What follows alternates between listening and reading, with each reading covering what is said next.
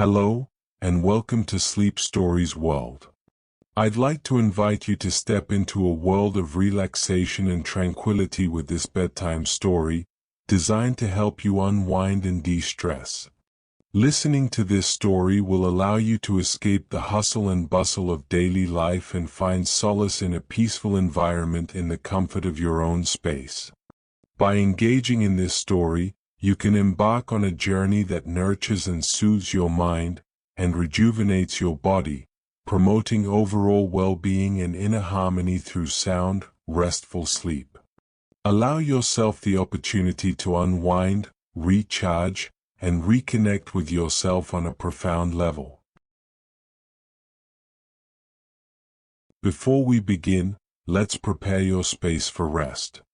I'd like you to aim to sleep somewhere that is comfortably cool, dark, and quiet. If you need to adjust anything in your environment, please do so now.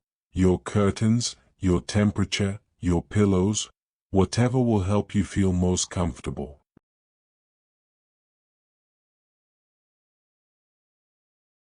When you're ready, lie down where you will be sleeping. You may want to cover yourself with a light blanket, as your body temperature will decrease slightly as you start to relax. Let yourself settle into your bed, feel the weight of your body being supported, notice how your mattress rises to meet you. Now, gently close your eyes. There's nothing you need to see anymore tonight. Nothing you need to watch or observe. Your only task now is to be here, in this moment, allowing yourself to receive the gift of rest. Take a deep breath in through your nose, and exhale slowly through your mouth. Take another deep breath, and this time feel your chest expand as the air fills your lungs. Notice the sensation of your ribcage opening. Breathe out, and feel your chest deflate. Feel your body sinking a little deeper into your bed. In. And out. In. And out.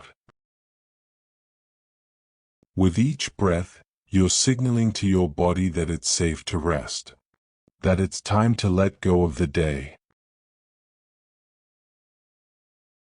Now, empty your mind, and imagine being surrounded by a warm, vibrant light.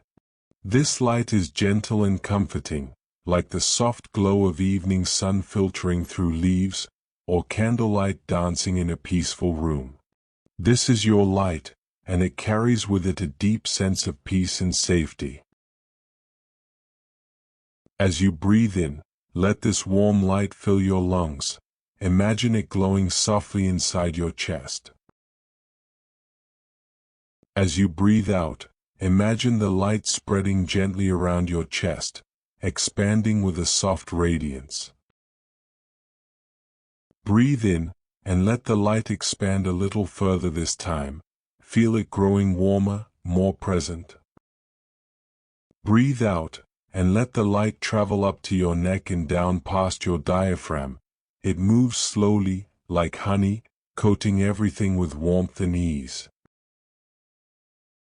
Breathe in, and swallow even more of this warm, vibrant light. Breathe out, and let it fill your head, your throat, your chest, your stomach. Every space within you is now glowing softly. Breathe in deeply, and fill your entire upper body with this warm, vibrant light. Your shoulders, your arms, your back, your chest, all bathed in gentle, peaceful light. Take a few more breaths now, and with each one, allow this warm, vibrant energy to intensify in your upper body. Not in an overwhelming way, but like turning up the dimmer switch just slightly. More warmth, more comfort, more peace. Think of nothing but this warm, vibrant light. If a thought comes by, perhaps something from your day, or a task for tomorrow, allow yourself to acknowledge its presence. Notice it, like watching a leaf float by on a gentle stream. And then, let it drift away. Dismiss it kindly, and refocus on the light. There will be time for those thoughts later. But not now. Now is for rest. Breathe in. Breathe out. Breathe in. Breathe out. Nothing to do. Nowhere to be. Just breathing. Just light. Just peace. On your next breath in, let the warm, vibrant light begin to travel downward. Feel it reach your hips, your thighs, moving slowly and deliberately, like a warm wave washing over you. Breathe out, and allow the light to reach your knees. Feel the warmth spreading down your legs. Breathe in, and feel the light continue its gentle journey. Breathe out, and sense it flowing down your shins, to your ankles. Breathe in deeply, and let the light fill your legs all the way down to your toes. Every part of you now is surrounded by this gentle, warm glow. You are completely enveloped in comfort and peace. Breathe out, and feel your entire body relaxing more deeply than before. Breathe in, and draw in even more tranquility. Out, releasing any remaining tension. Focus now on your breath and the warm light surrounding you. Nothing but your breath and the light. In and out. Glowing and peaceful. If your mind wanders, that's perfectly natural. Simply guide it back, gently, to your breath, to the light, to this present moment. Relax. Let go. You are safe. You are comfortable. You are exactly where you need to be. Your body knows how to rest. Your mind knows how to release. And tonight, you're giving yourself permission to do both. There's nothing you need to figure out, nothing you need to solve, nothing you need to remember right now. Just breathe, and listen, and drift. As we move into tonight's story, allow yourself to let go even more. Let the words wash over you like a gentle tide. You don't need to follow every detail or remember every word. Simply receive the story as a gift, a soft companion as you journey toward sleep.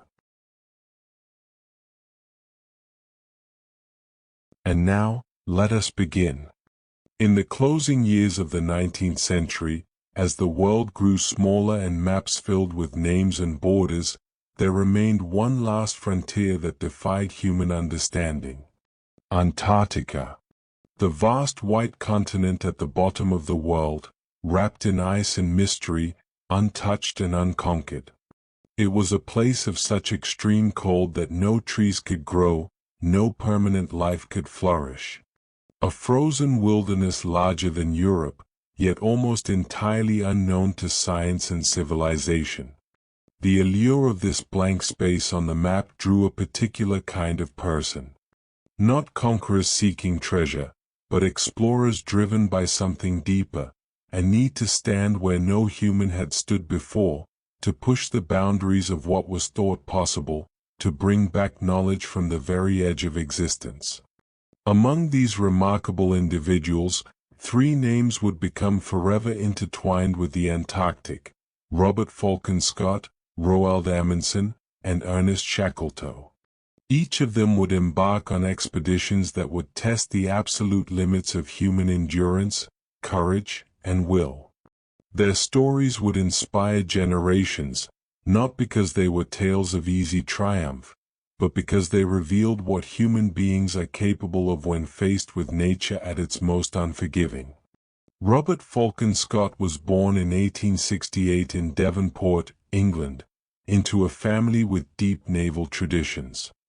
From the age of 13, he trained as a naval officer, learning the disciplines of the sea, navigation, leadership, and the careful management of ships and men in difficult conditions. Scott was known for his methodical approach, his dedication to scientific inquiry, and his deep sense of duty. He was not a natural adventurer in the romanticized sense, but rather a naval officer who saw Antarctic exploration as both a scientific mission and a test of British resolve and character. Roald Amundsen, born in 1872 near Oslo, Norway, seemed destined from childhood for a life of polar exploration.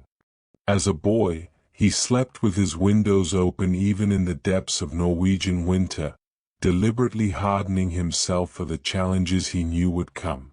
He studied the survival techniques of indigenous Arctic peoples, understanding that the wisdom of those who had lived in frozen lands for generations held lessons that European explorers had often ignored. Amundsen was pragmatic, supremely organized, and willing to learn from any source.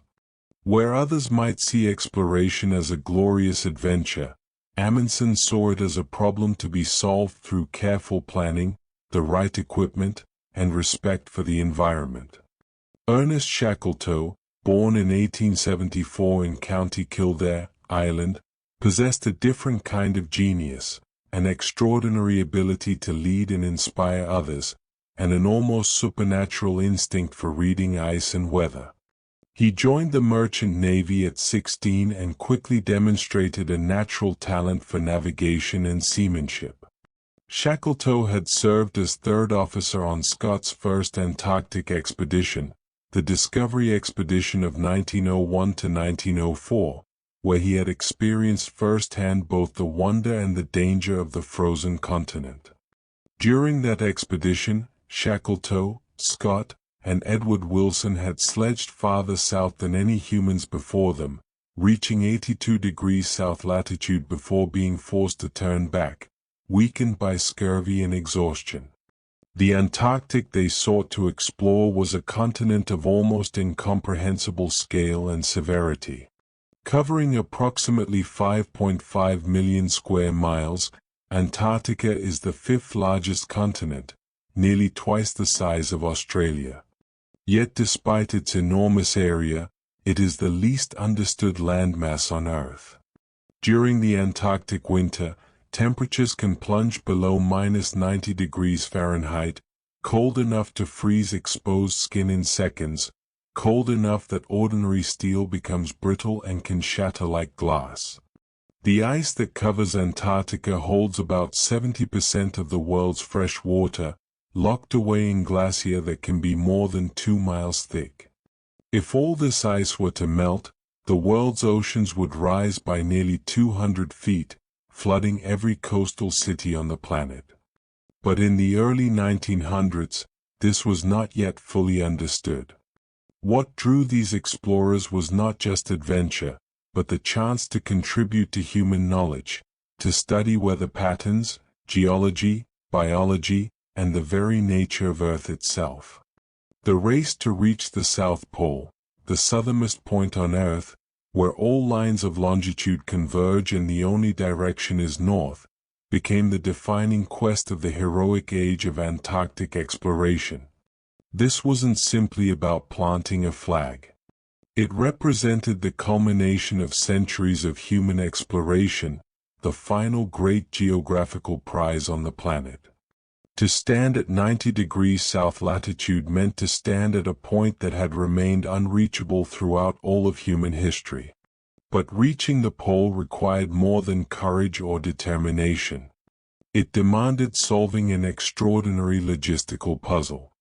Expeditions would need to transport tons of supplies across hundreds of miles of ice, through temperatures that could kill an unprepared person within hours, across terrain that might be flat ice shelf one day and chaotic pressure ridges the next, great walls of ice thrust upward by the grinding movement of glacier, creating barriers that could take hours or days to navigate. The distance from the edge of the Antarctic continent to the South Pole varied depending on the route chosen, but it was approximately 800 to 900 miles, roughly the distance from London to Rome, or from New York to Chicago. But unlike those journeys, there would be no roads, no shelter, no possibility of resupply. Every ounce of food, every drop of fuel, every piece of equipment would need to be carried or hauled on sledges. Any miscalculation could mean death. And there was another challenge, one that couldn't be measured in miles or degrees of cold. Antarctica plays tricks on the human mind. The endless white landscape, the absence of familiar reference points, the strange quality of light, and the profound isolation can disorient even the most experienced explorer. During the Antarctic summer, when most expeditions traveled, the sun never set, circling the horizon in an endless day that disrupted sleep patterns and made judging time nearly impossible. The silence, too, was profound, a silence so complete that explorers reported hearing their own heartbeats, the whisper of their own breath inside their hoods. As the 20th century dawned, both Scott and Shackleton began planning their return to Antarctica. Scott, now a captain in the Royal Navy, secured funding for what would be called the Terra Nova expedition, named after his ship. His goals were twofold: to reach the South Pole and to conduct extensive scientific research across multiple disciplines. The expedition would carry geologists, biologists, meteorologists, and physicists. For Scott, reaching the pole was important, but understanding Antarctica was paramount. Shackleton, meanwhile, was planning his own expedition. Having come so close to the pole during the Discovery expedition, and having been sent home early due to illness, which he considered a personal failure, Shackleton was determined to return and finish what he had started. His Nimrod expedition of 1907 to 1909 came astonishingly close. Shackleton and three companions, Frank Wild, Eric Marshall, and Jameson Adams, sledged to within just 97 nautical miles of the South Pole, closer than any human had ever been, before Shackleton made the difficult decision to turn back. Supplies were running dangerously low, and he knew that pushing forward might mean reaching the pole but never returning alive. When Shackleton returned to England, he was celebrated as a hero for bringing all his men home safely, but he was also haunted by how close he had come. "Better a live donkey than a dead lion," he told his wife, Emily, though he never truly stopped thinking about that unconquered prize, just 97 miles beyond his reach. And then there was Amundsen, who had been preparing for years to be the first to reach the North Pole. He had secured funding, assembled a team, and prepared his ship, the Fram, a vessel specially designed to withstand being frozen into Arctic ice. But in 1909, news reached him that stopped his plans entirely. American explorers Robert Peary and Frederick Cook both claimed to have reached the North Pole. Though their claims would be disputed for decades, the effect on Amundsen was immediate. The North Pole, it seemed, was no longer unconquered. Amundsen made a decision that he kept secret from almost everyone, including his own crew and financial backers. He would redirect his expedition southward. Instead of the North Pole, he would race for the South Pole. He knew that Scott was planning his own attempt, but Amundsen reasoned that Antarctica belonged to no one, and the pole was a prize open to whoever could reach it first. He would not announce his change of plans until his ship had already departed, ensuring that there would be no time for objections or interference. In the quiet of your breathing tonight, imagine that moment of decision, Amundsen alone with his charts and his ambitions, understanding that he was about to set in motion a race that would capture the world's imagination and forever change how we understand human capability and the planet we inhabit. 3 men, 3 expeditions, all converging on the most inhospitable place on Earth. The stage was set for one of the most remarkable chapters in the history of exploration. The preparations for these Antarctic expeditions were undertakings of staggering complexity, requiring years of planning, vast sums of money, and the coordination of hundreds of people. Each expedition leader approached these challenges in their own distinctive way, revealing the personalities and philosophies that would shape their journeys to come. Scott's Terra Nova expedition required funding of approximately £40,000, an enormous sum in 1910, equivalent to several million pounds today. The British government contributed only a portion of this amount, and Scott spent months traveling across Britain, giving lectures and seeking donations from wealthy patrons, scientific societies, and anyone who believed in the importance of Antarctic exploration. It was exhausting work for a man more comfortable commanding ships than courting donors, but Scott understood that modern exploration required not just brave men and good ships, but substantial financial backing. The Terra Nova itself was a whaling ship, built in 1884 from sturdy wood designed to withstand the crushing pressure of ice. She was 187 feet long, powered by both sail and a coal-fired steam engine. Scott had the ship extensively modified for polar work, reinforcing the hull and installing laboratories and scientific equipment. The Terra Nova would carry a crew of 65 men, along with 33 dogs, 19 Siberian ponies, and 3 motor sledges, early tracked vehicles that Scott hoped would revolutionize polar travel. Those motor sledges represented Scott's faith in technology and progress. They were heavy, temperamental machines, but in testing they had proven capable of hauling enormous loads across snow. If they worked as hoped, they could transport supplies far more efficiently than dogs or ponies, allowing the expedition to establish supply depots deeper into the Antarctic interior. It was an optimistic gamble, placing trust in untested machinery in one of the harshest environments on Earth. Amundsen's approach was radically different. His ship, the Fram, had been specifically designed for polar exploration by the Norwegian naval architect Colin Archer. The Fram's hull had a unique rounded shape that allowed it to rise up when squeezed by ice rather than being crushed, a design that had already proven itself during Fridtjof Nansen's Arctic drift expedition years earlier.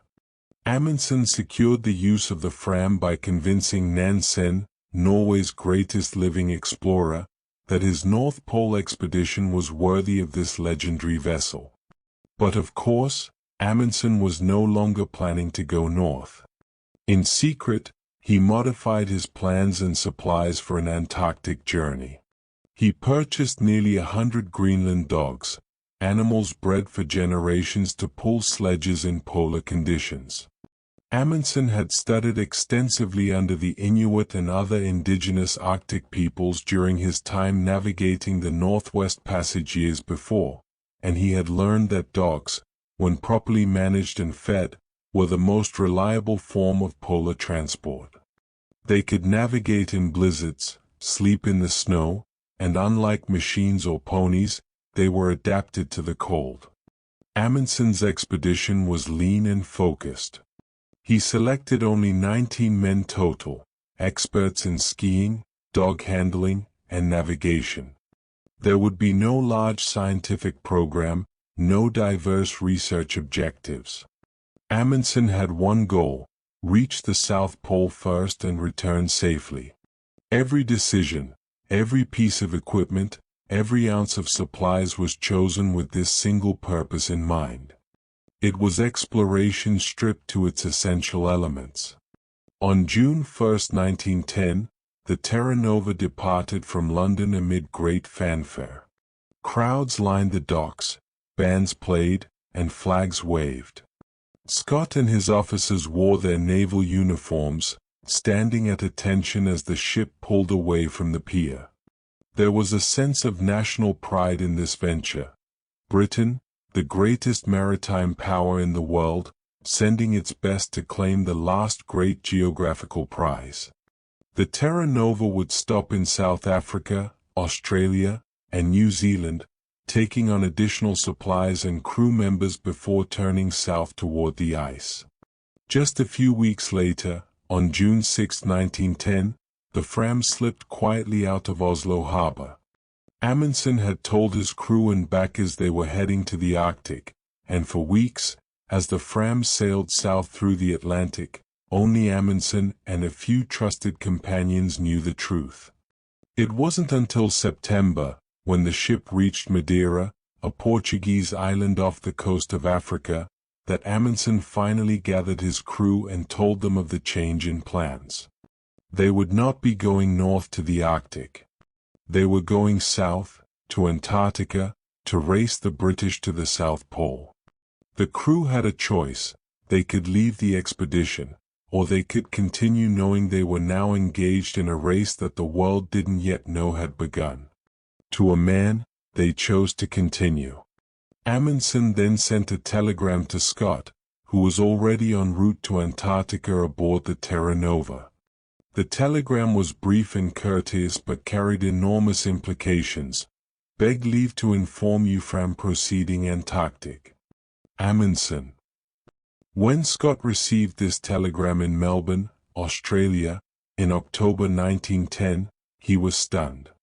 The Southern Ocean and Antarctic coast were vast enough that two expeditions could work independently, but both men knew they were heading to the same place, the South Pole. What had been a scientific expedition with exploration as one of several goals had suddenly become a race. Scott's response was measured but clear. He sent a simple reply: proceed. The two expeditions would approach Antarctica from different directions, establishing their base camps on opposite sides of the Ross Ice Shelf, an enormous floating platform of ice roughly the size of France that extends from the Antarctic continent out over the ocean. This ice shelf, in places over 1,000 feet thick, floats on the sea while remaining attached to the land, creating a stable if surreal landscape where explorers could build camps and begin their journeys inland. Scott chose to establish his base at Cape Evans on Ross Island, the same general area where his discovery expedition had wintered years before. It was a known location with certain advantages: protection from the worst winds, access to seal colonies for fresh meat, and a route toward the pole that followed the route he and Shackleton had partially explored. The journey from Cape Evans to the South Pole would cover approximately 920 miles one way, 1,840 miles round trip. Every mile would need to be traveled by foot, hauling sledges loaded with supplies. Amundsen established his base, which he called Framheim, on the Ross Ice Shelf itself, in a location called the Bay of Whales. This was a bold and somewhat risky choice. The ice shelf was constantly moving, slowly flowing toward the ocean where it would eventually carve off as icebergs. But Amundsen had studied reports from earlier expeditions and determined that the Bay of Whales had remained stable for decades. More importantly, this location placed him approximately 60 miles closer to the pole than Scott's base, a significant advantage in a journey that would be measured in every painful mile. Through the Antarctic summer of 1910 to 1911, both expeditions worked frantically to prepare for their attempts on the pole, which would have to wait until the following summer. The Antarctic winter, from March to October, made travel impossible. Temperatures would plunge, storms would rage for weeks, and the sun would disappear below the horizon for 4 months of continuous darkness. Both teams used this time to establish supply depots along their planned routes, hauling tons of food, fuel, and equipment out onto the ice shelf and leaving them in marked caches that they would rely on during their return journeys. This depot-laying work was crucial but dangerous. Men and animals worked in temperatures of -40 degrees and lower, in conditions where a blizzard could strike with almost no warning. The depots had to be precisely located and carefully marked with flags on tall bamboo poles, because in the vast whiteness of the ice shelf, a depot just a few hundred yards off course might as well be invisible. Missing a depot on the return journey, when men were exhausted and supplies running low, could mean the difference between life and death. Scott's largest depot, which he called 1-ton depot, was established at approximately 79 degrees 29 minutes south latitude, about 150 miles from his base at Cape Evans. It contained substantial supplies, enough to sustain several men for weeks. However, Scott had intended to place this depot even farther south, at 80 degrees, but the weakening condition of his ponies forced him to establish it 35 miles north of his planned location. This decision, made for practical reasons in the moment, would later have tragic consequences. Amundsen, meanwhile, methodically established a series of depots extending south from Framheim, each carefully positioned at 1-degree intervals of latitude and stocked with precisely calculated supplies. His depots were marked not just with single flags, but with lines of black flags extending east and west for several miles, creating a safety margin in case his navigation was slightly off during the return. Every detail was considered, every risk anticipated and mitigated where possible. As the long Antarctic winter settled in, both teams retreated to their huts and waited. At Cape Evans, Scott's men conducted scientific research, taking measurements, collecting specimens, and recording observations.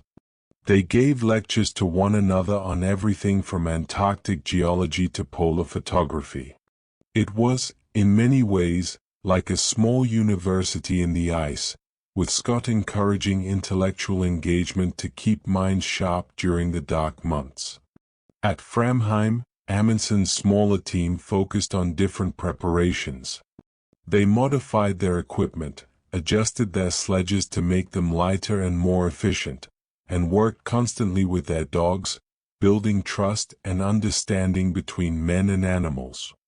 They also reduced the weight of everything they would carry, sewing lighter tents, cutting toothbrush handles in half, eliminating every unnecessary ounce. Amundsen understood that over hundreds of miles, every pound of excess weight would exact a cost in energy and time.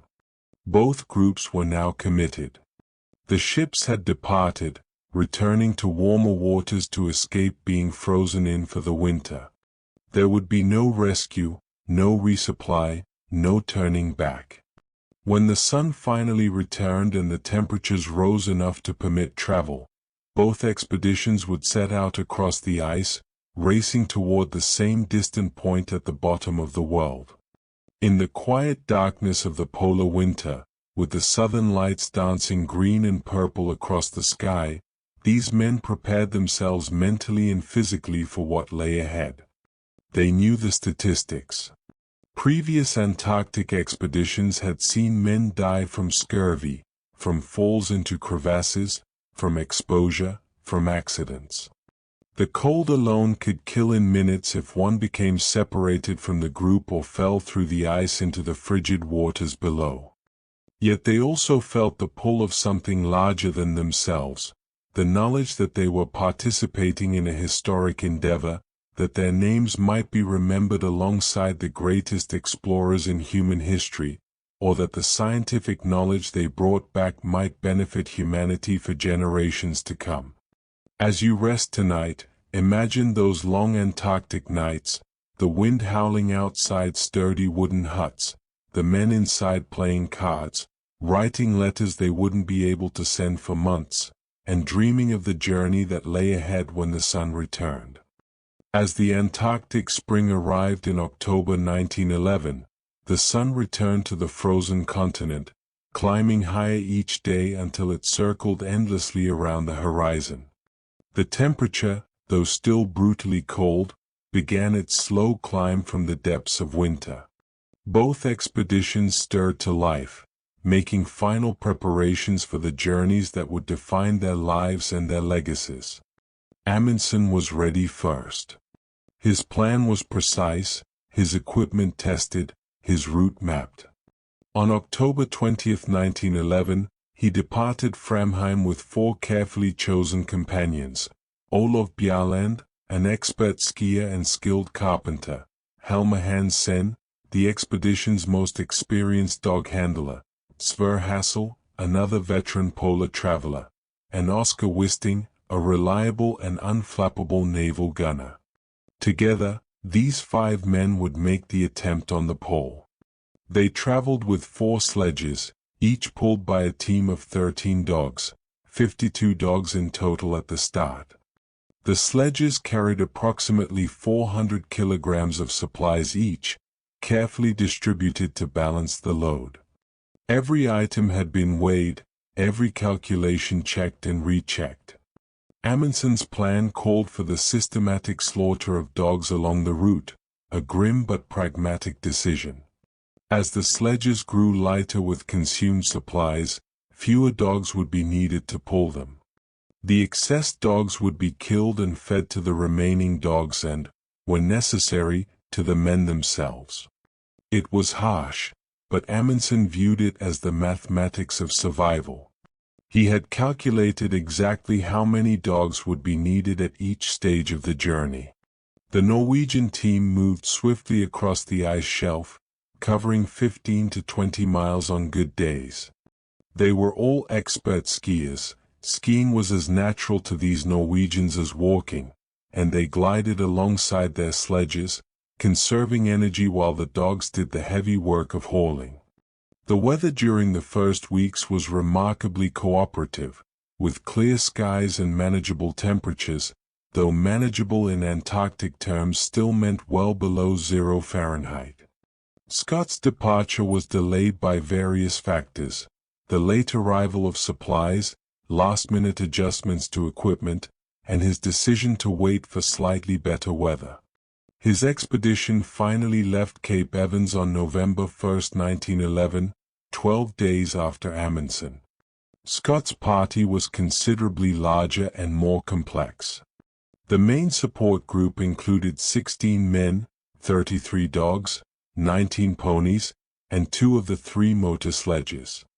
The 3rd motor sledge had already broken through the sea ice and sunk during the unloading process months earlier, an inauspicious beginning.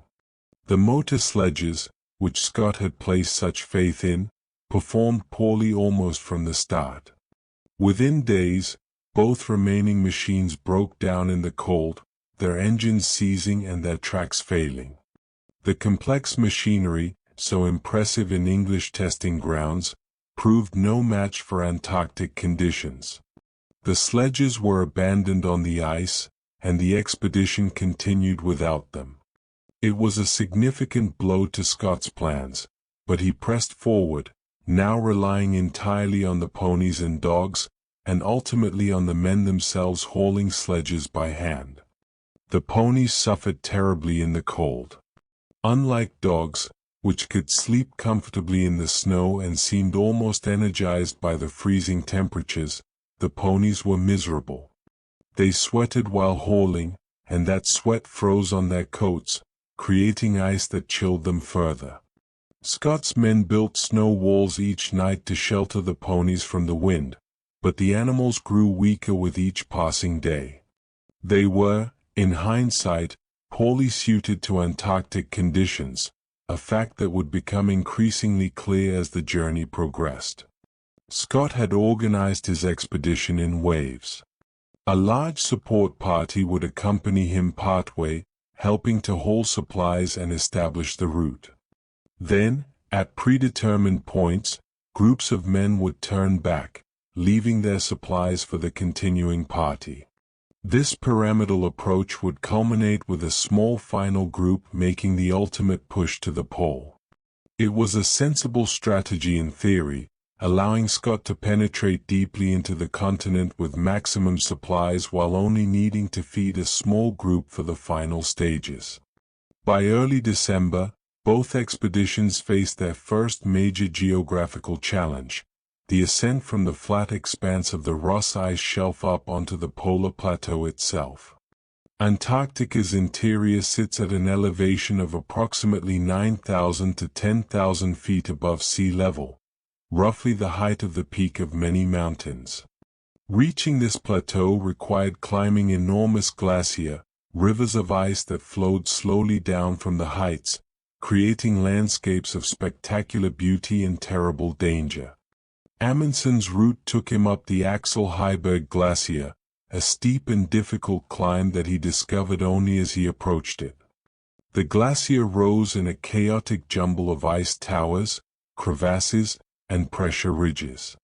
Crevasses, deep cracks in the ice, sometimes hundreds of feet deep and often hidden beneath thin bridges of snow, were the most feared hazard. A man or dog could step onto what appeared to be solid ground only to have the snow bridge collapse, plunging them into an abyss. Amundsen's men roped themselves together and proceeded with extreme caution, testing the ground ahead with poles and watching for the telltale signs of hidden dangers. The climb up the Axel Heiberg took 4 days of exhausting work, from November 17 to November 21. The sledges had to be unpacked and their loads carried piecemeal up the steepest sections, then repacked at the top. The altitude, climbing from sea level to over 10,000 feet, left men and dogs gasping in the thin air. But Amundsen's team emerged onto the polar plateau having successfully navigated the climb without losing a single man or dog to the crevasses. It was here, on the plateau, that Amundsen carried out the most difficult part of his plan. 24 of the dogs were killed, those that were weakest or no longer needed. The meat was divided among the surviving dogs and the men, providing fresh protein that would help prevent scurvy. Amundsen and his men were experienced enough to set aside any sentimentality. These animals had served their purpose, and their sacrifice would help ensure the survival of both the remaining dogs and the men. Still, it was hard work, and the men did it quickly and without discussion. Scott's route took him up the Beardmore Glacier, which he had discovered and named during his previous expedition. The Beardmore is one of the largest glaciers in the world, over 120 miles long and 25 miles wide in places. It is a vast highway of ice, but like all glacier, it is constantly moving, creating zones of intense fracturing where crevasses form in complex, overlapping patterns. Scott's party spent weeks navigating this treacherous landscape. The ponies, already weakened, struggled terribly on the glacier. One by one, they were led to the edge of deep crevasses and shot, their meat cached for the return journey. It was grim work, and the men who had cared for these animals for months found it emotionally draining. By the time Scott's party reached the top of the Beardmore on December 21st, all the ponies were gone. From this point forward, the men would haul all their supplies themselves, harnessed to sledges like beasts of burden, pulling hundreds of pounds across the ice. The technique was called man-hauling, and it was brutally exhausting work. Each man wore a canvas harness that fit across his chest and shoulders, attached by rope traces to the sledge. Walking in this harness, leaning forward against the weight, the men would strain for hours, taking short breaks to catch their breath before continuing. On a good surface, they might cover 10 or 12 miles in a day. On rough ice or in soft snow, they might struggle to make even 5 miles, arriving at camp utterly spent. Scott believed there was something noble in man-hauling, a test of British determination and strength. It was also, in his view, more humane than driving animals to death in the cold, though this reasoning conveniently ignored that dogs, unlike ponies, were naturally adapted to polar conditions and could thrive where horses suffered. By late December, both parties were on the polar plateau, that vast elevated desert of ice that stretches across the heart of Antarctica. The plateau is one of the most desolate places on Earth, featureless, windswept, and impossibly vast. The horizon extends in every direction without change, just white meeting white meeting white. The only variations are subtle differences in the texture of the snow and ice, and the occasional sastrugi, wind-carved ridges of hard snow that can be inches or feet high, creating an exhausting washboard surface that makes pulling sledges even more difficult. The temperature on the plateau rarely rose above -20 degrees Fahrenheit, and often dropped to -40 or lower. At these temperatures, breathing becomes painful, ice forms inside face masks and on beards, and any exposed skin can develop frostbite within minutes. The men's sweat would freeze on their clothing, creating armor-like shells of ice. Each night, they would crawl into their tents and sleeping bags still damp from the previous day's exertions, and each morning they would force themselves into the same frozen clothing to begin again. On December 14, 1911, after covering approximately 15 miles that day over relatively good surface, Amundsen's party reached the vicinity of 90 degrees south latitude, the South Pole. They had traveled for 56 days from Framheim. The 5 Norwegians confirmed their position through careful observations of the sun's angle, taking multiple readings to be certain. There was no dramatic landmark, no pole or sign marking the spot, just more ice and snow extending in every direction. But the mathematics were clear. They stood at the southernmost point on Earth. Amundsen and his companions pitched their tent, which they had brought specifically for this purpose and named Polheim, or Home at the Pole. They planted the Norwegian flag, a moment captured in photographs that would circle the globe. Inside the tent, they left a letter addressed to King Haakon VII of Norway and a separate note for Scott, knowing that the British expedition would eventually arrive and find it. The letter to Scott was courteous, asking him to deliver the message to the Norwegian king in case Amundsen's party failed to return. The 5 men spent a day at the pole, skiing in different directions to ensure they had truly crossed the exact mathematical point. Then, on December 17th, they began their return journey. The weather remained favorable, and their spirits were high. They had achieved what they had set out to do, and now they had only to return safely. The journey back to Framheim would take 39 days, considerably faster than the outbound journey because they were now traveling downhill, their sledges were lighter, and they knew the route. Meanwhile, Scott and his party were still struggling across the plateau, approximately 300 miles from the pole. They did not yet know they had lost the race. As you settle deeper into rest tonight, imagine the vastness of that white plateau, the isolation of those tiny groups of men separated by hundreds of miles, each focused on the simple, brutal work of moving forward, one step at a time, into the unknown. Scott and his men continued their grueling march across the polar plateau through the final days of December and into January 1912.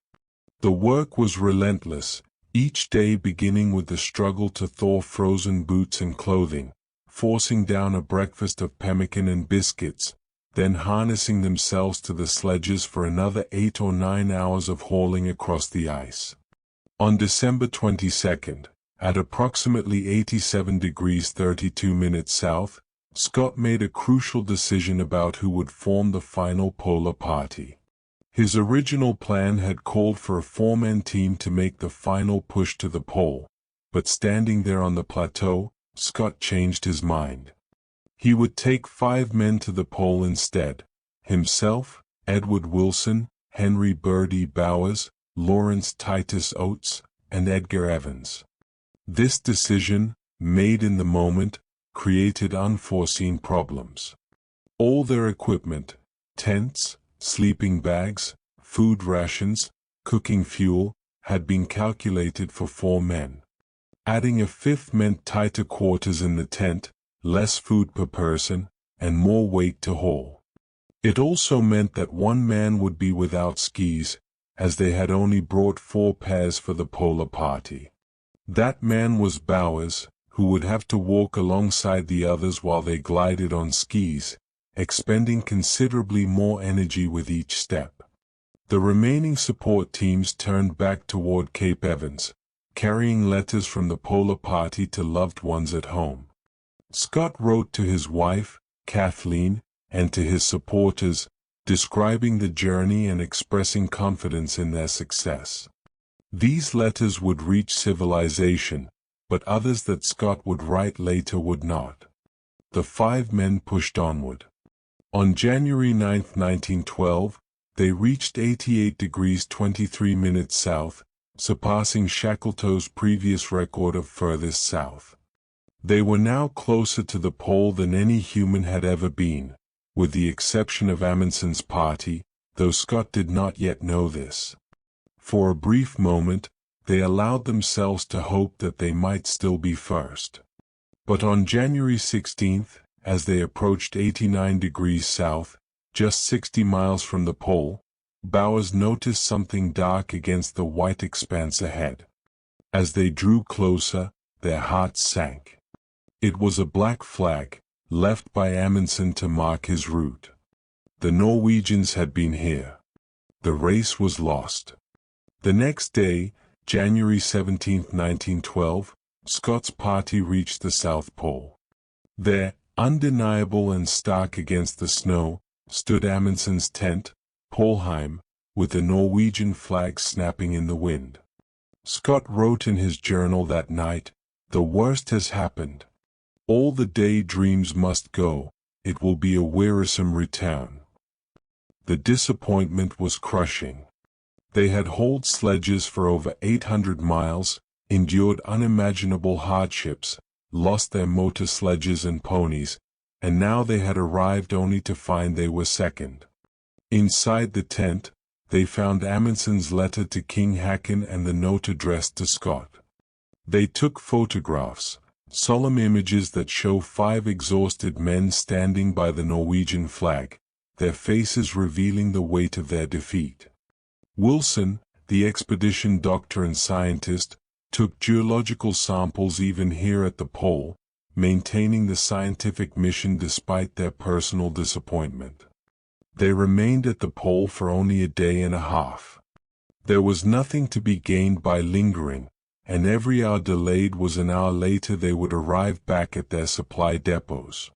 On January 19th, they began the 800-mile journey back to Cape Evans, now facing not only the physical challenge of the return but also the psychological burden of failure.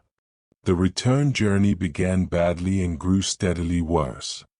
Edgar Evans, the largest and physically strongest of the group, began to deteriorate first.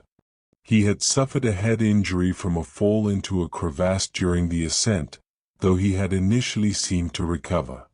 Now, on the plateau, he became increasingly confused and clumsy. His fingers were severely frostbitten, making it difficult for him to help with camp duties. On February 17, 1912, at the bottom of the Beardmore Glacier, Evans collapsed and died. The exact cause was likely a combination of his head injury, hypothermia, and complete physical exhaustion. The 4 remaining men continued. They were behind schedule, moving slower than planned, and the weather was turning against them. The Antarctic summer was ending, and temperatures were dropping rapidly. By late February, they were regularly experiencing temperatures of -40 degrees Fahrenheit and below, far colder than expected for that time of year. Modern analysis of weather records suggests that the summer of 1912 was exceptionally cold across Antarctica, perhaps one of the coldest on record. Captain Lawrence Oates, a cavalry officer who had been in charge of the ponies, was suffering terribly from frostbite in his feet and an old war wound from the Boer War that had never properly healed. Each step was agony, and he knew he was slowing the party down. On the night of March 16th or the morning of March 17th, Scott's journal entries from this period are difficult to date precisely. Oates made a decision that would become legendary for its selflessness and courage. It was blowing a blizzard outside the tent, with wind and snow creating whiteout conditions. Oates stood up and spoke what have become some of the most famous last words in exploration history. "I am just going outside and maybe some time." He walked out into the storm and was never seen again. He was 32 years old. Oates knew he was dying and chose to remove himself from the group in the hope that without him slowing them down, the others might reach safety. His body has never been found, somewhere beneath the accumulating snows of the Ross Ice Shelf.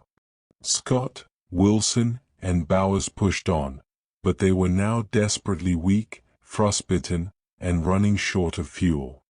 The fuel shortage was partly due to the extreme cold causing the leather gaskets on their fuel cans to contract, allowing precious paraffin to evaporate. They were also suffering from scurvy, though they didn't fully recognize it.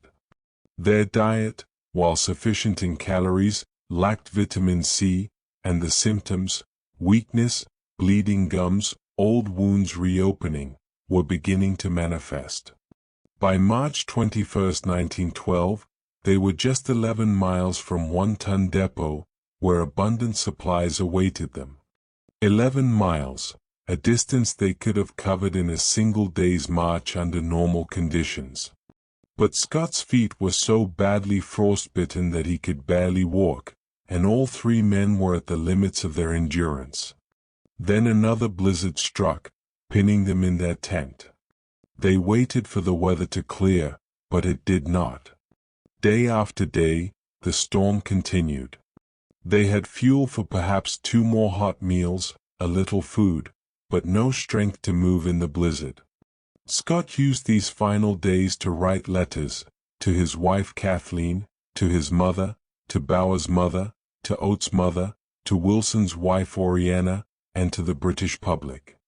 These letters, found with their bodies months later, are remarkable documents, eloquent, thoughtful, and devoid of self-pity. In his message to the public, Scott wrote, "We took risks, we knew we took them, things have come out against us, and therefore we have no cause for complaint." He detailed the challenges they had faced, the unexpectedly cold weather, the shortage of fuel, the difficult surface conditions. He defended his decisions and praised his companions. He wrote, "Had we lived, I should have had a tale to tell of the hardship, endurance, and courage of my companions which would have stirred the heart of every Englishman." The last dated entry in Scott's diary is March 29, 1912, though he may have survived a day or two longer.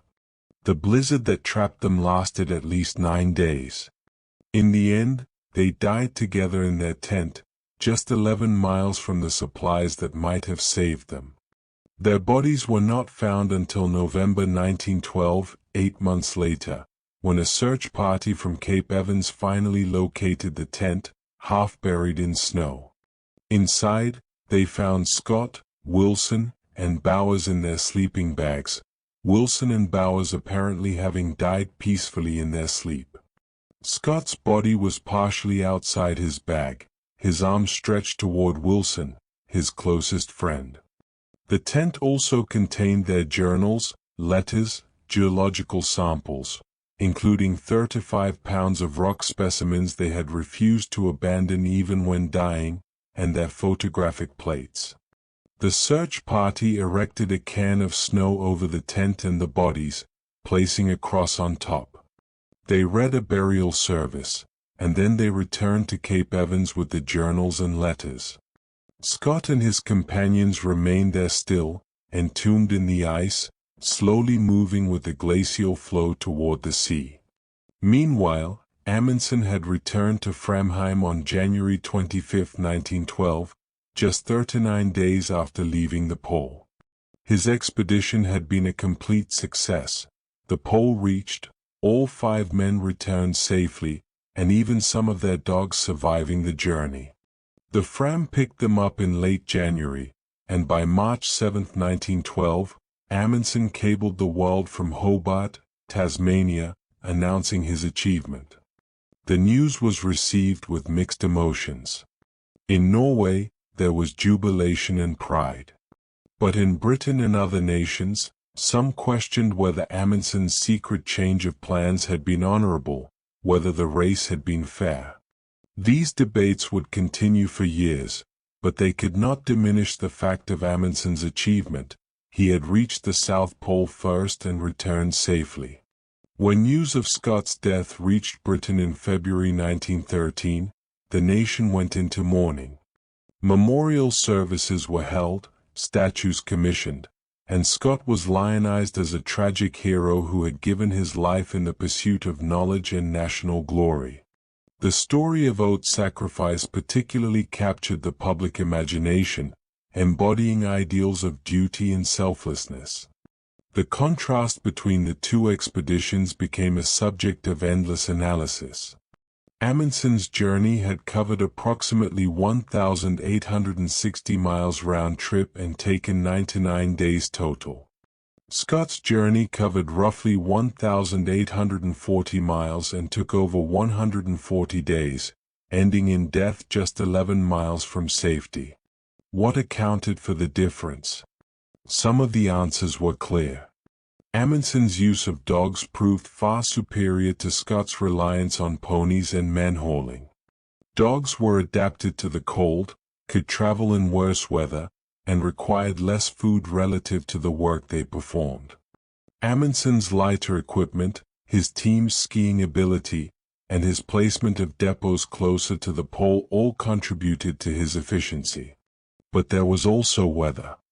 The summer of 1912 was exceptionally cold, something neither expedition could have predicted. And there was luck. Amundsen encountered generally favorable conditions, while Scott faced barrier after barrier. There was also the simple matter of those 11 miles.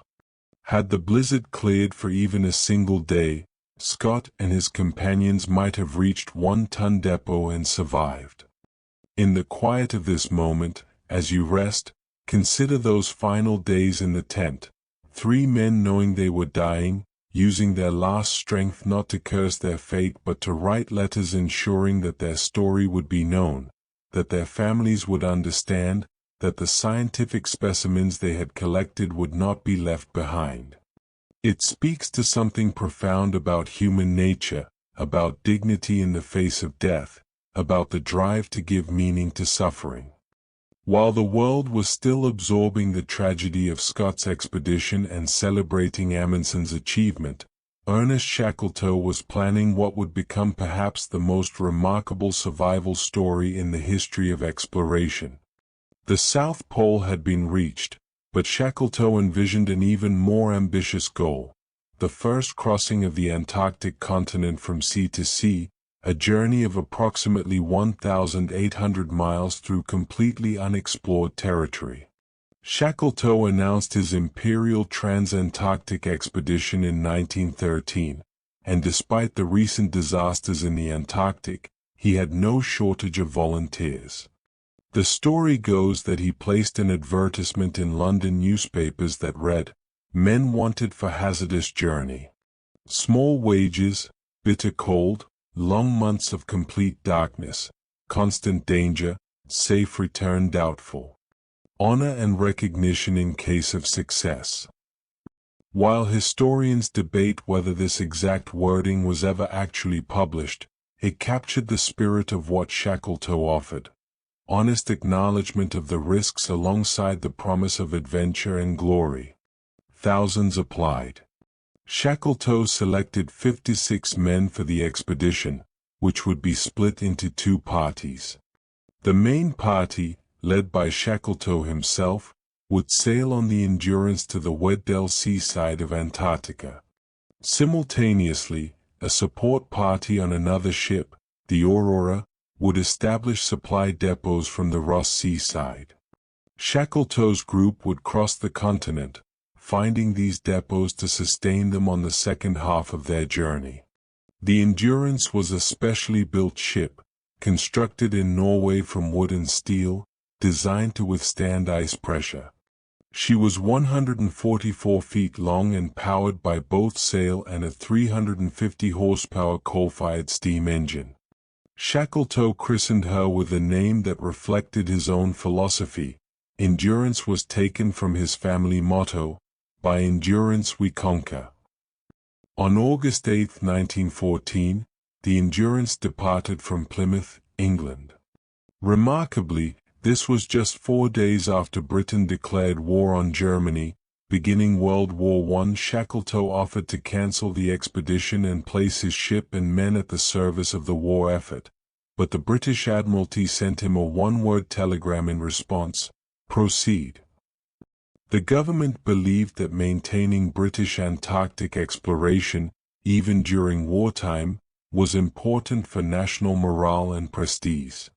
The Endurance sailed south, stopping at South Georgia Island, a remote, mountainous island in the South Atlantic, about 800 miles east of the tip of South America. It was the last outpost of civilization, home to several whaling stations where Norwegian whalers processed the enormous catches from the Southern Ocean. The whalers warned Shackleton that the ice conditions that year were unusually heavy, the worst they had seen in memory.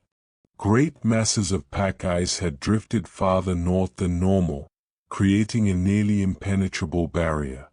Shackleton considered the warnings but decided to proceed. On December 5, 1914, the Endurance left South Georgia and headed into the Weddell Sea. Within days, they encountered the pack ice, not the solid ice shelf they expected near the continent, but a vast, slowly moving field of ice floes, some as large as football fields, others the size of houses, all grinding against each other with tremendous force. For weeks, the Endurance navigated through leads, narrow channels of open water between the ice floes. Captain Frank Worsley, a brilliant navigator from New Zealand, guided the ship through this frozen maze, sometimes making good progress, other times trapped for days while waiting for the ice to open. The men could often see clear water just miles away, tantalizingly close but unreachable. On January 19, 1915, ironically, almost exactly 3 years after Scott had begun his fatal return from the pole, the ice closed in completely around the Endurance. The ship became frozen fast, locked in the pack ice approximately 80 miles from the Antarctic coast. Shackleton and his men waited, hoping that the ice would break up and release them, but as the days turned into weeks and then months, it became clear that the Endurance would remain trapped.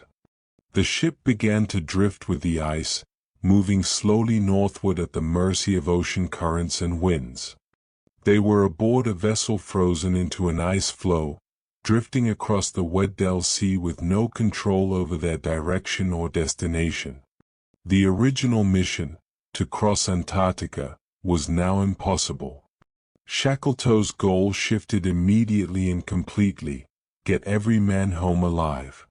For 9 months, the Endurance drifted in the ice, moving over 1,000 miles in a gradual northward curve. The men established a routine: scientific observations, daily exercise, caring for the ship's 6 to 9 Canadian sledge dogs, and hunting seals and penguins for fresh meat. Shackleton maintained strict discipline and kept morale high through organized sports, music, and celebrations of holidays and birthdays. The ship became their world, a small island of warmth and civilization in an infinite expanse of ice. But the ice was not static. It was constantly moving, buckling, and fracturing under enormous pressure. Great ridges of ice called pressure ridges would suddenly thrust upward, ice blocks the size of houses piling on top of each other. The sounds were terrifying, deep groans and cracks like artillery fire as the ice shifted. The men knew that if the pressure increased enough, the Endurance could be crushed like matchwood. On October 24, 1915, the inevitable happened. The pressure became too great. The ice began to squeeze the Endurance, and the ship's wooden hull, despite being specially reinforced, started to buckle. The men could hear the timbers groaning and cracking. Water began to seep in through the straining seams. They worked the pumps desperately, but the ice continued to tighten its grip. Shackleton gave the order to abandon ship on October 27, 1915. The men salvaged what they could: lifeboats, food supplies, tents, sleeping bags, scientific instruments, and personal items. They also saved the ship's dog teams, leading them down onto the ice.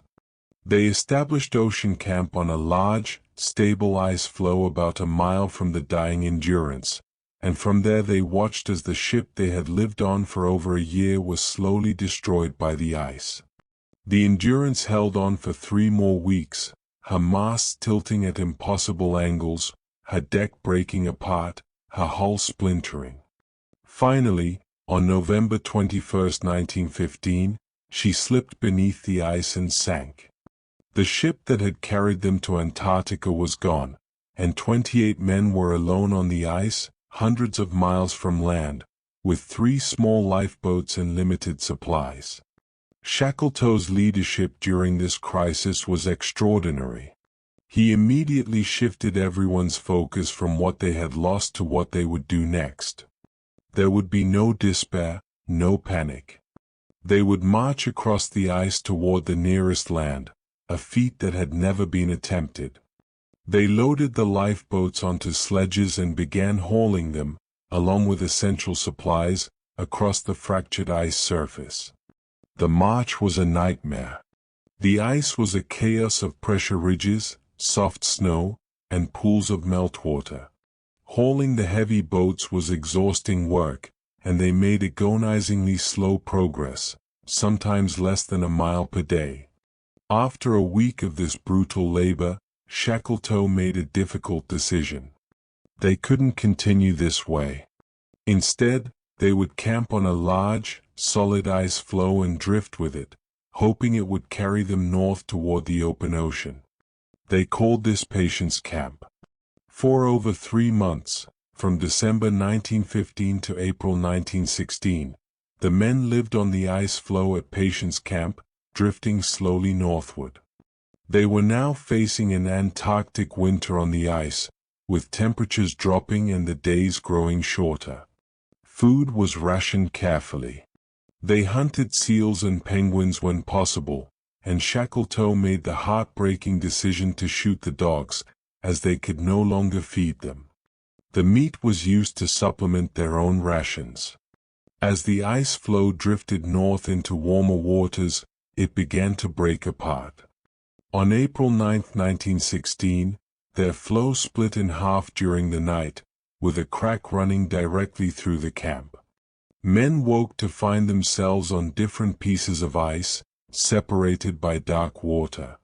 They scrambled to reunite the party and realized they could wait no longer. It was time to take to the boats. On April 9, 1916, Shackleton gave the order to launch the 3 lifeboats, the James Caird, the Dudley Docker, and the Stancomb Wills.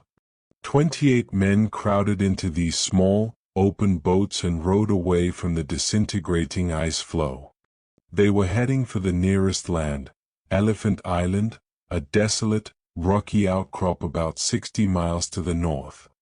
It doesn't sound far, but they would be rowing and sailing through some of the most dangerous waters on Earth, the Scotia Sea, where massive swells, icebergs, and killer whales made every hour a struggle for survival. The journey to Elephant Island took 7 days. The men rowed in shifts, constantly bailing water as waves crashed over the boats. They were soaked continuously, and the seawater froze on their clothing, creating shells of ice. At night, they couldn't stop, there was nowhere to land, so they tied the boats together and tried to rest while drifting. Some men developed severe frostbite. All were suffering from exposure and dehydration. Salt water had contaminated much of their drinking water, and they could only melt small amounts of ice to drink. On April 15, 1916, the three boats finally landed on Elephant Island. It was the first time in 497 days, over 16 months, that any of them had stood on solid land. Some men actually kissed the rocks. The island was barely more than a large rock in the ocean, with steep cliffs, glacier, and beaches of rough stone. It was completely uninhabited and far from any shipping routes. No one would find them here by chance. But it was land, and for the moment, that was enough. Shackleton knew that rescue from Elephant Island was impossible unless he went for help himself. The nearest human settlement was the whaling stations on South Georgia Island, over 800 miles away across the most treacherous ocean in the world. It was a journey that had never been attempted in a small boat, through seas where waves could reach heights of 60 feet and storms appeared with little warning. But Shackleton had no choice. He selected 5 men to accompany him: Frank Worsley, the brilliant navigator; Tom Crean, a veteran of both Scott's expeditions and enormously strong and reliable; Timothy McCarthy, an able seaman; John Vincent, a tough sailor; and Harry McNish, the carpenter who had reinforced the largest lifeboat, the James Caird, for the journey. The James Caird was just 22.5 feet long, about the size of a modern pickup truck. McNish built a makeshift deck over part of the open boat using canvas and wood salvaged from the other boats, providing some small shelter. They loaded her with supplies for about 4 weeks, though Worsley estimated the journey would take 2 weeks if conditions were favorable. On April 24, 1916, the James Caird was launched from Elephant Island. 22 men remained on the island under the command of Frank Wild, Shackleton's most trusted companion. Shackleton promised them he would return. As the small boat disappeared over the horizon, those left behind had no way to know if they would ever see civilization again. Rest now, and imagine that small boat, just 22 feet of wood and canvas, setting out across 800 miles of the stormiest ocean on Earth, carrying 6 men who had already survived more than most people could imagine, yet still finding the strength to continue. The voyage of the James Caird across the Scotia Sea remains one of the most extraordinary feats of seamanship and navigation in maritime history. 6 men in a boat barely longer than a car, crossing 800 miles of the world's most violent ocean, with primitive navigation equipment and no way to communicate with the outside world. If they failed, no one would ever know what happened to them. The Southern Ocean that surrounds Antarctica is unique on Earth. It's the only place where ocean waters circle the globe uninterrupted by land, creating a highway for storms that build and build with nothing to slow them down. Sailors call this region the Furious 50s and the Screaming 60s, named for the latitudes where the winds howl with relentless force. Waves in these waters regularly reach heights of 40 to 50 feet, and in severe storms, they can tower even higher. From the very first day, the James Caird was battered by enormous seas. The makeshift canvas decking that McNish had constructed provided some protection from the waves that constantly broke over the boat, but water still poured in through every gap and seam. 2 men were always assigned to bailing, scooping water out with any container they could use, while the others managed the sails, steered, or tried to rest in the cramped, wet space beneath the canvas. Navigation fell to Frank Worsley, and it was a task of exceptional difficulty. To determine their position, Worsley needed to take sightings of the sun or stars using a sextant, a delicate instrument that requires a clear view of the horizon and steady hands. But the boat was in constant violent motion, rising and plunging on enormous swells, and the sky was often obscured by clouds and spray. Worsley had to time his observations for those brief moments when the boat crested a wave and the sun might be visible through a gap in the clouds. During the entire 16-day journey, he was able to take only 4 reliable sun sights. 4 observations to navigate 800 miles across open ocean. It was navigation of almost miraculous accuracy. The cold was relentless.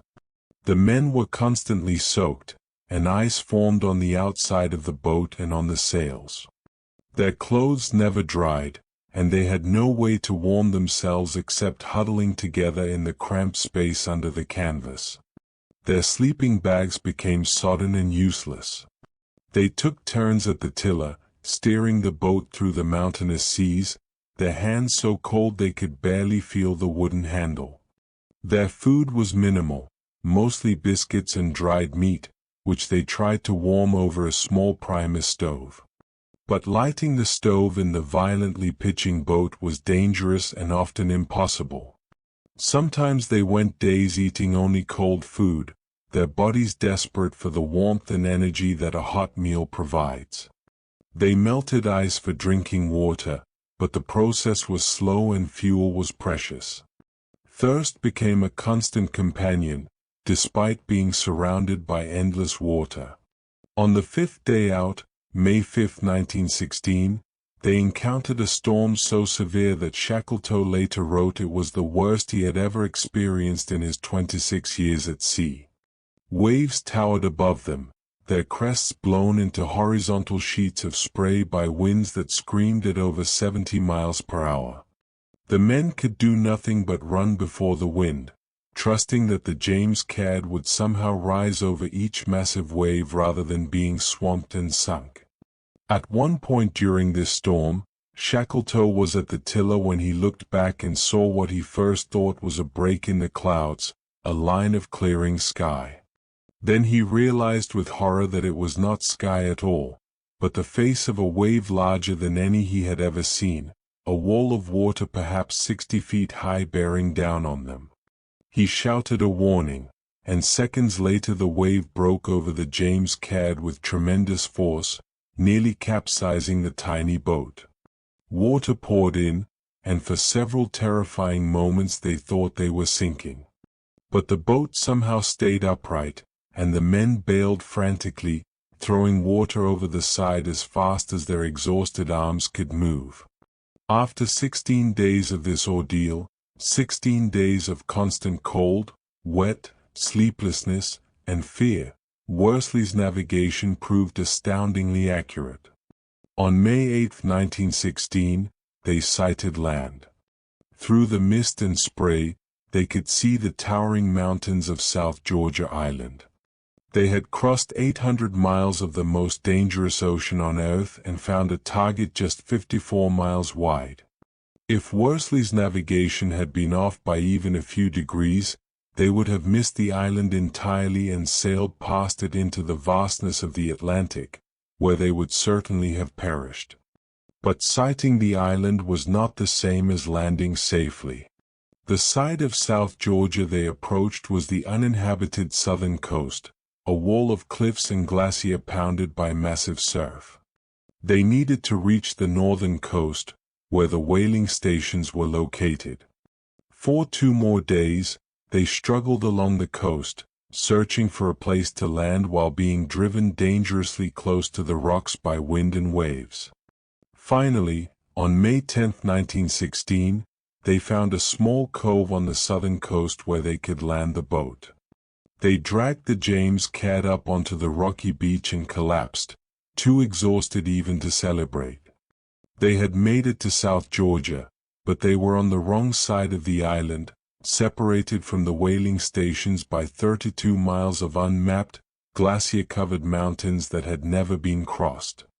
After a week of rest and recovery, eating birds and drinking fresh water for the first time in weeks, Shackleton assessed their situation.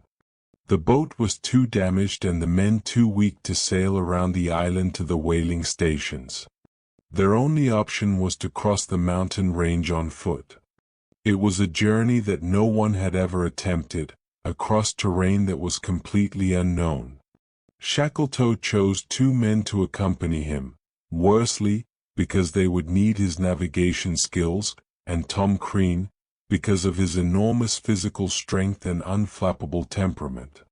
The other 3 men, McNish, McCarthy, and Vincent, would remain with the James Caird. They were in the worst physical condition and couldn't manage the mountain crossing. On May 19, 1916, at 2 o'clock in the morning under a full moon, Shackleton, Worsley, and Crean set out to cross South Georgia. They carried minimal equipment, a rope, an axe, a small stove, enough food for 3 days, and a carpenter's adze that could serve as an ice axe. They wore the same filthy, salt-crusted clothing they had worn for months. They had no map, no climbing equipment, and no idea what lay ahead except that they had to cross multiple mountain peaks and glacier to reach Stromness whaling station on the other side. The crossing of South Georgia took 36 hours of nearly continuous walking and climbing. They navigated by moonlight and instinct, choosing routes that seemed passable and turning back when they encountered cliffs or impassable crevasses. They climbed peaks over 3,000 feet high, crossed glacier riddled with hidden crevasses, and descended slopes so steep that at one point they sat down, tied themselves together, and slid thousands of feet down a snow slope in the darkness, hoping they wouldn't hit rocks at the bottom. They kept moving because stopping for long in the extreme cold would mean death. When exhaustion threatened to overcome them, they took turns sleeping. One man would sleep for 5 minutes while the other 2 kept watch, then they would wake him and continue. It was a forced march beyond the normal limits of human endurance. At 7 o'clock in the morning on May 20, 1916, as dawn was breaking, they heard a sound that stopped them in their tracks. It was a steam whistle, the whistle from the whaling station, calling the workers to begin their day. They were close. They pushed on with renewed energy, and a few hours later they stumbled down the final slope and walked into Stromness whaling station. The whalers who saw them approach couldn't believe what they were seeing. 3 men who looked like filthy, bearded ghosts, their clothing in rags, their faces blackened by smoke and frostbite, walking out of mountains that no one had ever crossed. When Shackleton asked to see the station manager, though Ralph Saul, whom he had met before, Saul didn't recognize him at first. Then, when Shackleton identified himself, Saul's first question was simple and profound: when was the war over? Shackleton hadn't thought about the war in months. "The war is not over," he replied. "Millions are being killed. Europe is mad. The world is mad." It was May 1916, and the Battle of Jutland, the largest naval battle of World War I, was taking place at that very moment in the North Sea. The Battle of Verdun had been raging for months. But Shackleton's war had been against ice and ocean, and now his focus was singular: rescue the men on Elephant Island. Within hours of arriving at Stromness, Shackleton had arranged for a boat to sail around South Georgia to pick up the 3 men left with the James Caird. McNish, McCarthy, and Vincent were rescued that same day, May 20, 1916. All 6 men who had made the boat journey were now safe. But 22 men still waited on Elephant Island, over 800 miles away. Shackleton immediately began organizing a rescue expedition, but this proved far more difficult than he had anticipated.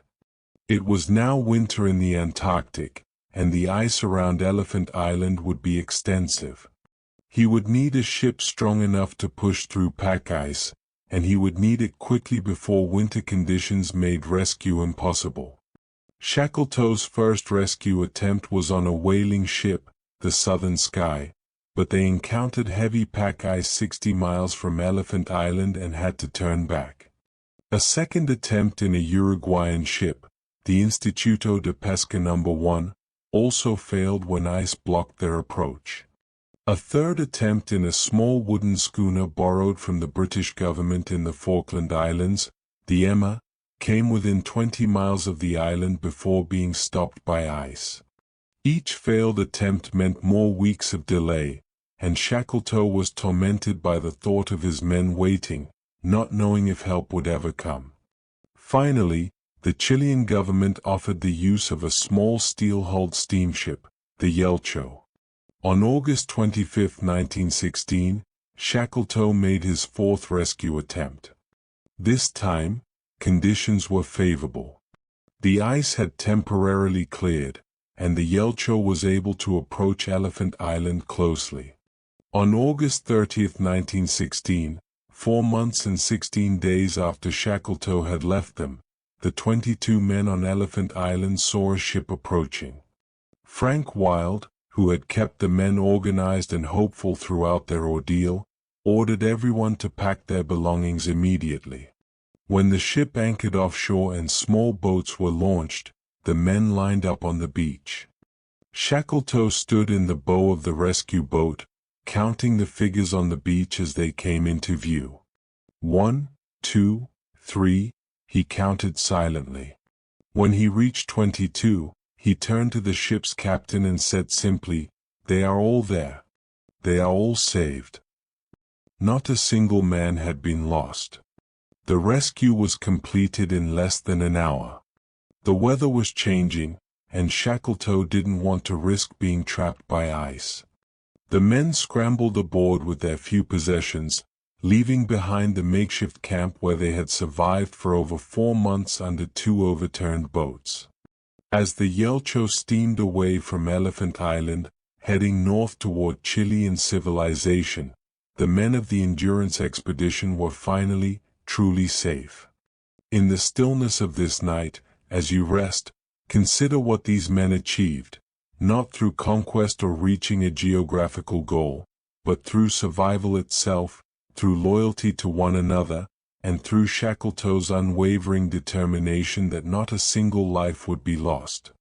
It was, in its way, a greater triumph than reaching any pole. When Shackleton and his men finally reached civilization in September 1916, they returned to a world transformed by war.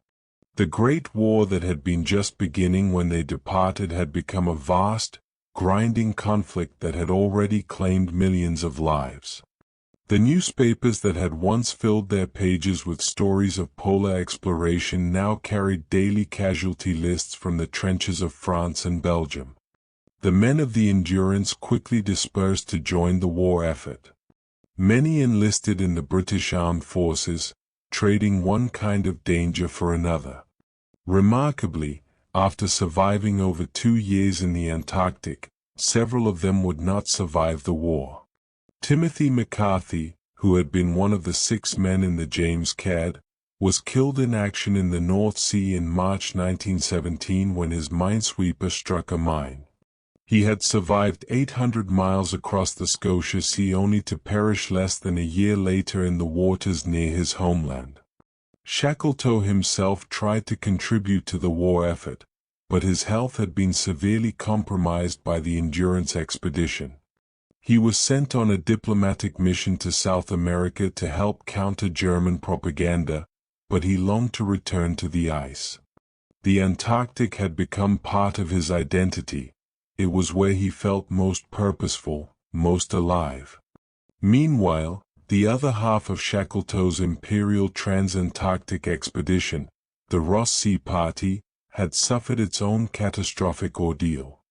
These men, led by Inez McIntosh, had sailed to Antarctica on the Aurora with the mission of laying supply depots from the Ross Sea side of the continent for Shackleton's crossing party. They never knew that the Endurance had been crushed and that no crossing would be attempted.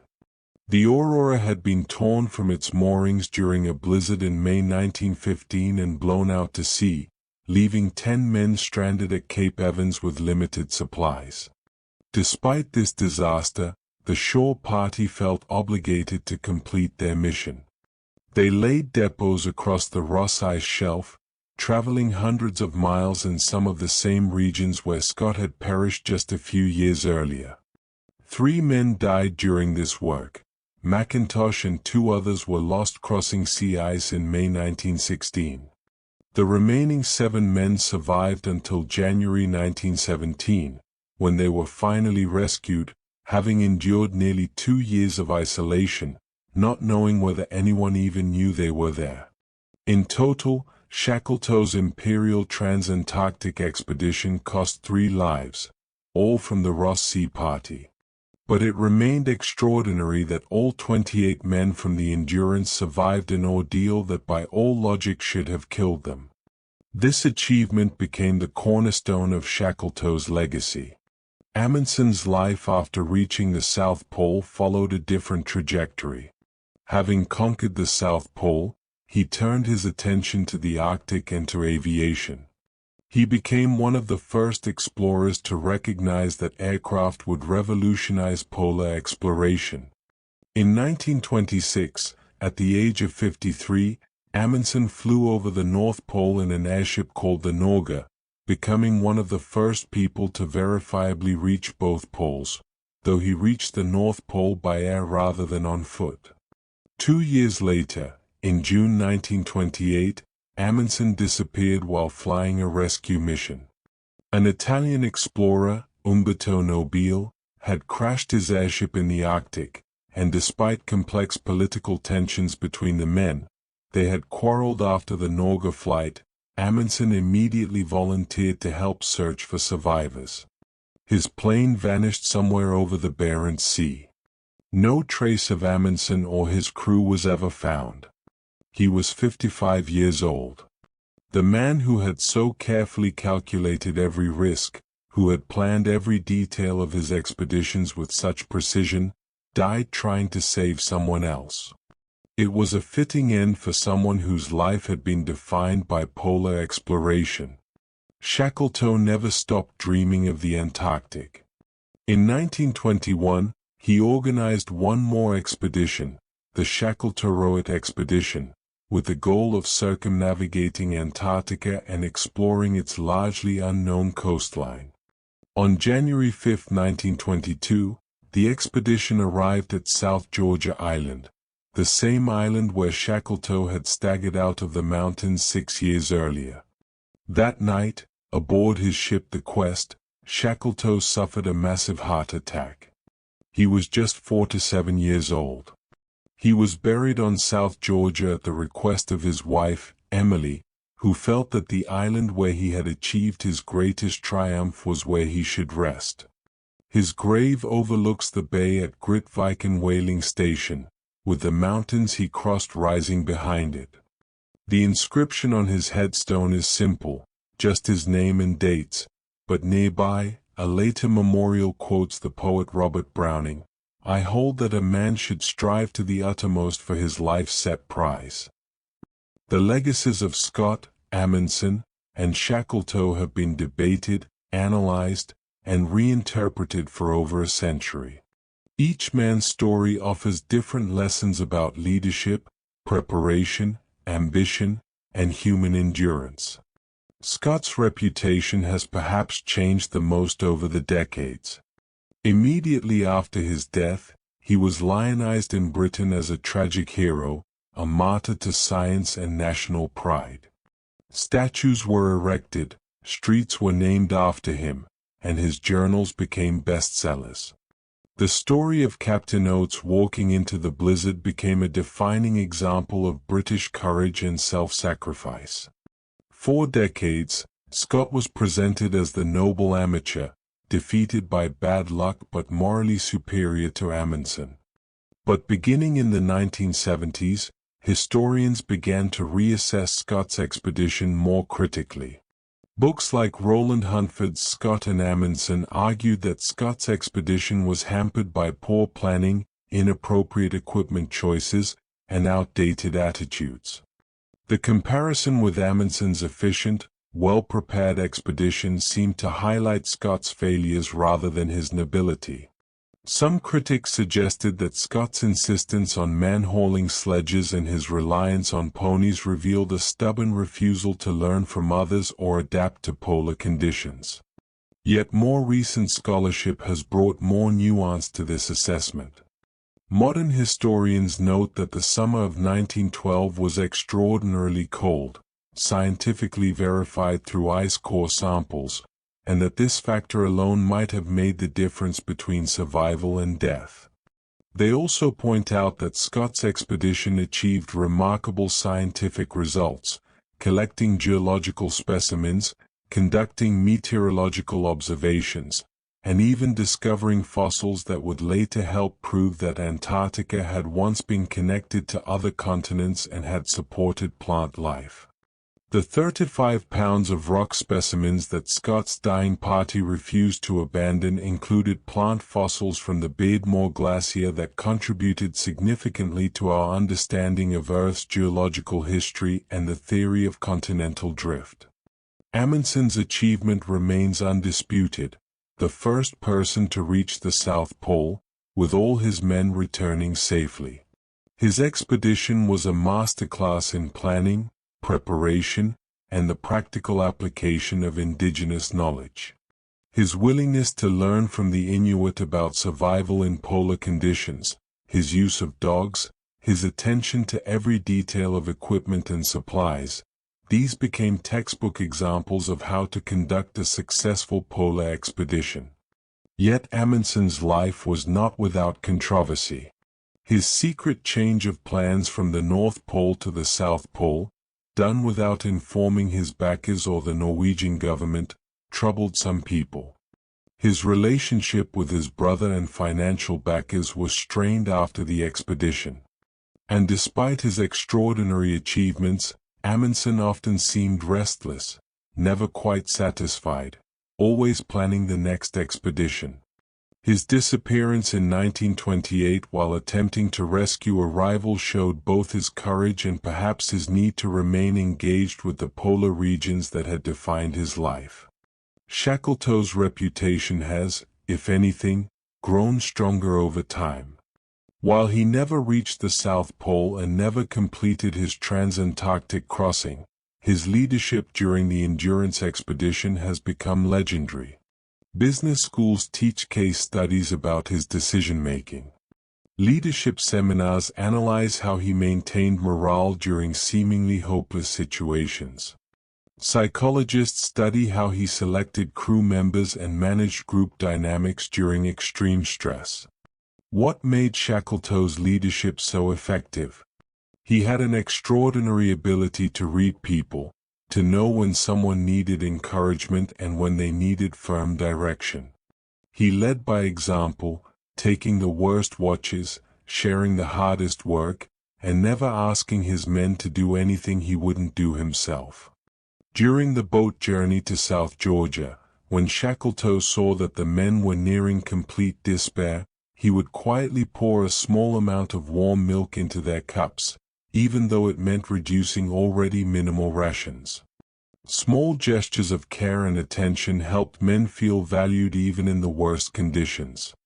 Shackleton also understood that hope was as important as food. On Elephant Island, Frank Wild, following Shackleton's leadership philosophy, would roll up his sleeping bag every morning and announce, "Get your things ready, boys, the boss may come today." He did this every single day for over 4 months, maintaining the expectation of rescue even when it seemed impossible. The scientific contributions of these expeditions extended far beyond the immediate results. The data collected, meteorological observations, geological specimens, magnetic readings, observations of wildlife and ocean currents, formed the foundation for decades of Antarctic research. The fossils found by Scott's party helped prove that Antarctica had once been part of the supercontinent Gondwana, connected to South America, Africa, India, and Australia. The penguin eggs collected by Edward Wilson and others helped scientists understand avian evolution. The expeditions also revealed how little humans knew about survival in extreme cold. The understanding of nutrition, hypothermia, frostbite, and the psychological effects of isolation all advanced significantly through the experiences, and sometimes the tragic deaths, of these early explorers. Modern Antarctic expeditions benefit from knowledge literally purchased with the lives of men like Scott, Oates, Wilson, and Bowers. Perhaps most importantly, these expeditions expanded human understanding of what is possible. Before Scott, Amundsen, and Shackleton, the Antarctic was a blank space on maps, a frozen mystery at the bottom of the world. After them, it was a place where humans had stood, had studied, had suffered and triumphed. The psychological barrier had been broken. If these places could be reached, if these conditions could be survived, then perhaps no place on Earth was truly beyond human capability. Today, Antarctica is protected by international treaty. The Antarctic Treaty of 1959, signed by 12 nations and now endorsed by over 50 countries, designates Antarctica as a scientific preserve. No nation owns it. Military activity is prohibited. Mining and mineral extraction are banned. Scientific research is shared openly between nations. It is, in many ways, the only continent that belongs to all of humanity, a frozen library where scientists from around the world work together to understand Earth's climate, its history, and its future. Modern research stations now sit in places where Scott, Amundsen, and Shackleton struggled to survive. The South Pole itself is home to the Amundsen-Scott Research Station, named for both the first and second men to reach it, acknowledging that both achievement and sacrifice deserve remembrance. Scientists live and work in comfort unimaginable to the early explorers, yet they still study some of the same questions that motivated those first expeditions. How does Earth's climate work? How do ecosystems survive in extreme conditions? What can Antarctica tell us about our planet's past and future? The huts built by Scott and Shackleton still stand, preserved by the cold, dry Antarctic air. They remain almost exactly as they were left over a century ago. Supplies on shelves, equipment on tables, even clothing hanging on hooks. They are time capsules, protecting the memory of an age when exploration meant stepping into the unknown with no guarantee of return, when communication with the outside world might be impossible for years, when survival depended entirely on planning, courage, and the bonds between companions. As you drift toward sleep tonight, let these stories settle gently in your mind, stories of human beings facing impossible challenges, of leaders making life-and-death decisions in circumstances none of us will ever face, of ordinary men doing extraordinary things simply because they had committed to one another and to a purpose larger than themselves.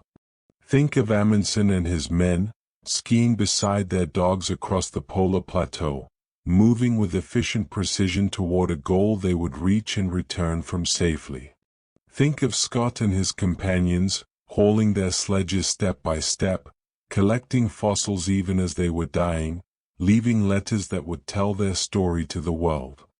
Think of Shackleton standing in that rescue boat, counting the figures on Elephant Island's beach, 22 men all accounted for, all saved. These men traveled to the ends of the earth and, in doing so, revealed something essential about human nature, our capacity for endurance, our need for purpose, our ability to find meaning in struggle, and our deep, fundamental need for one another. The ice still waits there at the bottom of the world, white and vast and patient, holding the stories of these expeditions and countless others in its frozen memory. And perhaps that is enough, to know that these journeys happened, that these men lived and struggled and achieved and sometimes died in the service of discovery and knowledge.